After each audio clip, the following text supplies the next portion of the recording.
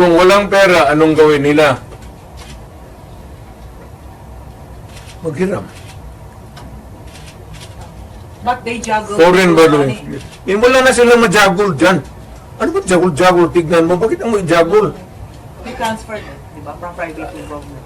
Hindi na ito, hindi na kailangan i-jagol. Andiyan na sa kanilang kamay. Ano pa jagulin nila yan?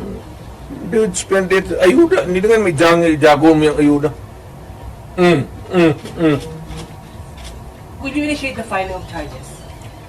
Will you initiate the filing of charges? Or will you make a move to stop the government from taking Meron, votes? it is, tignan natin ang resulta sa Supreme Court, yung sa PhilHealth ngayon. So, para may magkaroon tayo ng predicate of how to go about.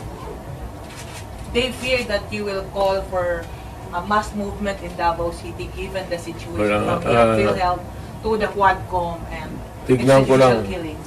Kung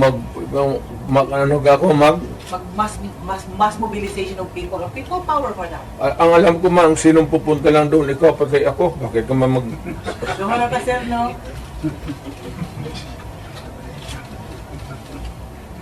Alam ko man ang walang pupunta doon. Why? Mag-mass movement ako, tayong dalawa lang.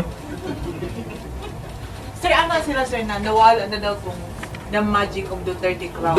Magic, wala na. Matagal na yung walang magic. Sinabi ko, retired na ako. But when you say that, Hindi ko na, I do not need to be on the front or at the back or on the side. Retired na ako. Ang rating ko, baski ilagay mo ako dyan sa 1 to 10, mamili ka, 2, 3, 4, 5, 9. Wala na ako. Ano bang Duterte magic mo? Ano? ikaw lang may Wala na nakatawag ako. ng crowd. It's only your word that can compel people to come together and raise the common voice of Istorya lang yan, media, kaya ganun.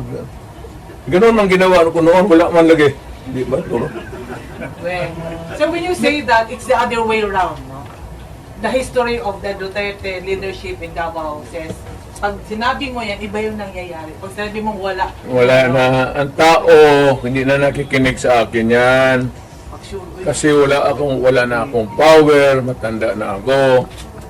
Nagkakay na ako, kaya the last time ako nagmotor, hindi ko na talaga kaya.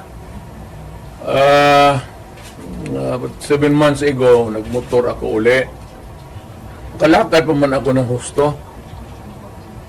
Nung natumba ako, may kunting crack na dito.